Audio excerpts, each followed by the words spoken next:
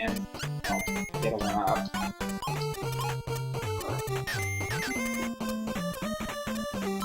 And if you, and the little stars that I'm collecting, the non-flashing ones, if you collect 10 of them, you also get a one-up. So lots of things to collect. Oops. I got boiled. Somebody's in for a nasty surprise when they pick up that pot.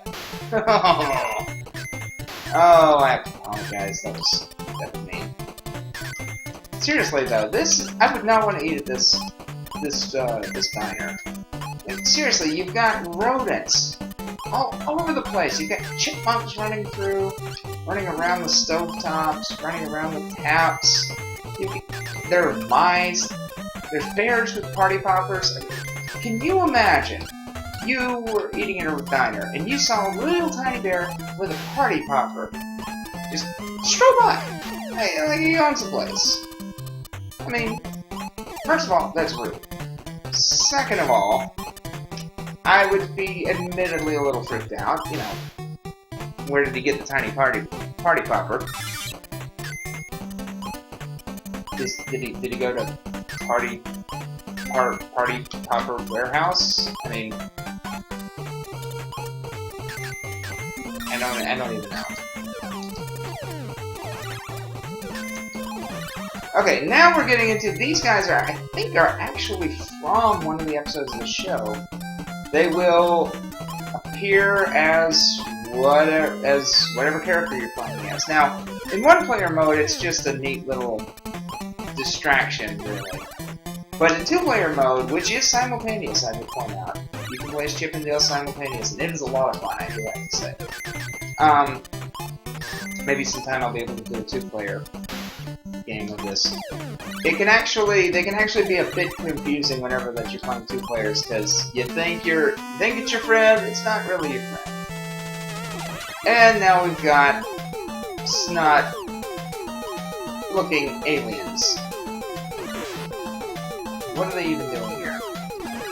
Is this a shout out to, will the real Martian please stand up from the Twilight Zone? I mean, we're taking place in a diner and whatnot. Aliens in a diner. If you haven't seen that episode, it's a good episode.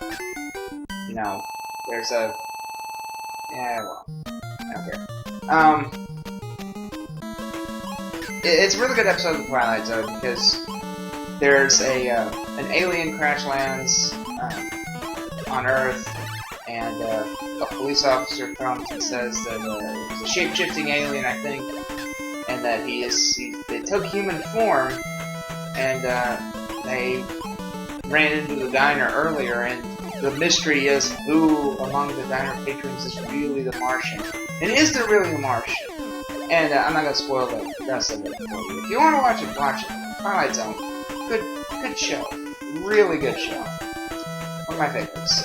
Rod Serling, just masterpiece. Alright, I guess we're in either a library or somebody's study.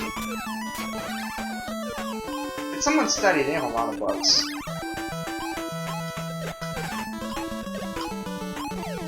And we have tennis-playing kangaroos. Well, at least the enemy designs aren't boring, even if they don't make a whole lot of sense. I at least applaud them for being creative. And now we're on ceiling fans, which are mercifully off. Oh, and now we found Zipper. Zipper will give us invincibility, and he will attack all the enemies nearby for a very brief amount of time. And some stages don't have bosses. Sometimes it's just a gauntlet to get through them. Now, when it comes to the bonus stages, I think each stage has its own unique layout in terms of what's under the boxes. But almost always, the top middle will have a 1-up. So if you go for that, you'll almost always get a 1-up. Alright, now we're in a toy store. We have disguised Jack-in-the-Boxes, or Springs-in-the-Boxes, or whatever. Thankfully, you can tell which ones are actually hidden enemies because they're colored a little bit differently. I don't know if that's intentional or if it's just a side effect of the design of the game. I suspect it was actually intentional.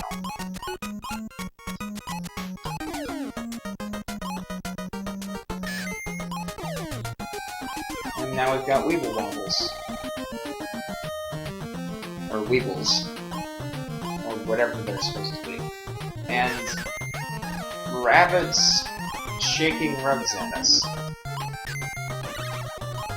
Did I mention that some of the enemies in this game are kind of weird? And tough guy... vultures? Robins? Birds? Of some sort. Okay. Now, these pipes will drop balls on you. However, you can hit the switches, turn off the pipes, I guess.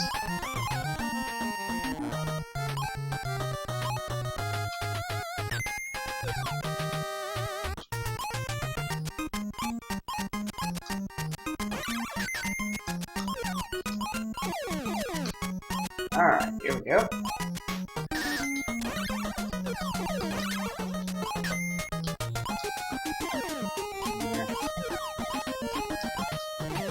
Alright. We're jumping and bouncing around. Again, I like the art design. I like the way things look when you're small.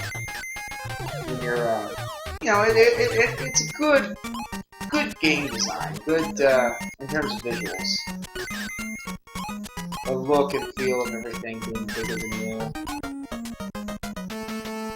And now we have to fight a giant toy robot. Well, probably normal size, but it's giant too. Chipmunk.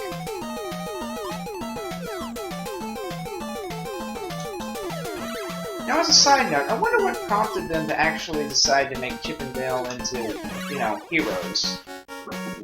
I mean, I know that Chip and Dale existed prior to Rescue Rangers, because I've seen them in some old Disney cartoons. But I wonder what prompted the guys, or gals, or whoever, at Disney to say, you know what, we should make them into, you know, bounty hunters, kind of. They do-gooders, basically. I mean, I appreciate it. It's a neat idea, and it was made for a pretty good show. But I don't know. It's always interesting. Some things, it was cool at the time, but then you look back and it's like, that was kind of weird. It's like Teenage Mutant Ninja Turtles. Yeah, I mean, that's a really weird concept. Admittedly, that was on purpose. Eastman and Laird were trying to make fun of the dark and gritty comics of the time by making a ridiculous premise in the style of the gritty, you know, noir style that was popular for writers like some of the writers on Daredevil and Rob Liefeld. Was it Rob Liefeld? I forget. But anyway, the dark and gritty well, not necessarily graphic, but you know, killing people, the edgy, trying to be edgy, basically, comics of the time during the dark ages of the 90s. So they made up, well, you know, what if it was a team of four turtles that were mutated into more humanoid form by a mutagen that were named after Renaissance painters and sculptors who learned ninjutsu from their master, who was a giant rat. It's like, who was also mutated by that same mutagen. It's like, that's such a stupid idea. That works. That somehow works really well.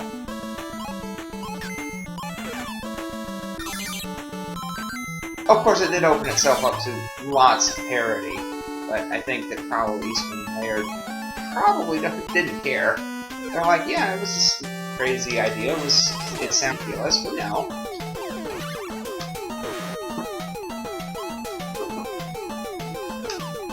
I like to think they have a good sense of humor about it. Hope they do.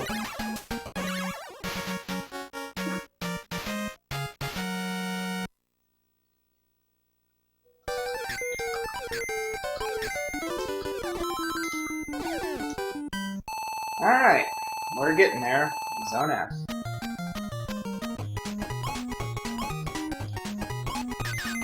Taking place in some sort of factory area. The main thing about this is there's just a lot of traps. This is one stage that can be kind of hairy if you're doing it with 2 players. There's a section where you have to do some careful jumping. And if you haven't played 2-player simultaneous on like the NES, generally the way it would work is that if it's 2-player simultaneous, that means that both characters must be on the screen at all times. If one of them falls off the screen, usually that means that they die. And this part was made exceptionally difficult because of that.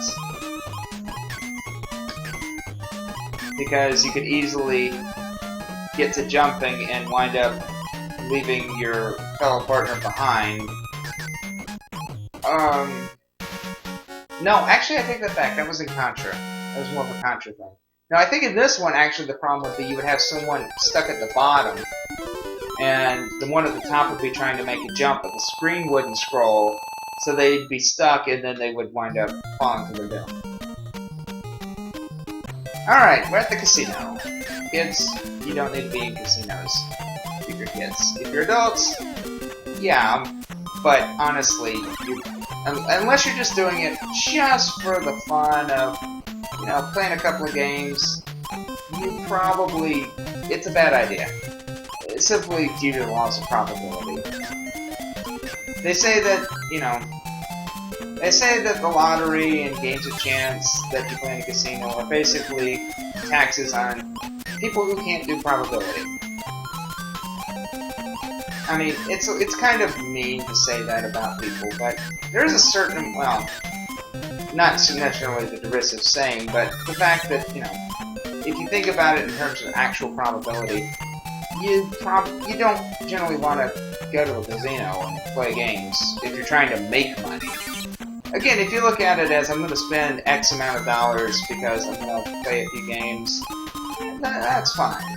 You know, that's being responsible. What bothers me is people who, and I'm off here sermonizing, so I apologize, but I'm just kind of rattling off the top of my head.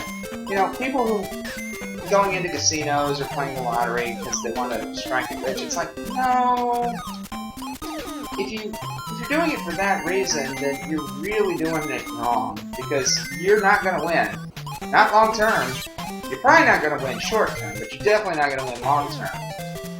Even on games that are relatively fair, like, you know, roulette, for instance, where it's, you know, it's all luck, yeah, but because of the 0 and double zero, the house will always win in the long term. Because the odds are ever so slightly stacked against you. And if you keep playing, those odds will catch up to you. And you will lose. Now, it's possible, you know, some people do get lucky and they go in, you know, put down $1 and they wind up walking away with, you know, $2 or $4 or what have you, but it's not that common. Most people don't. Sorry, I don't mean to just sit here and if you enjoy going to the casino, I'm not trying to rag on you. Don't get me wrong. I don't know. It bothers me whenever I see people who look like they don't have a whole lot of money, and it looks like they're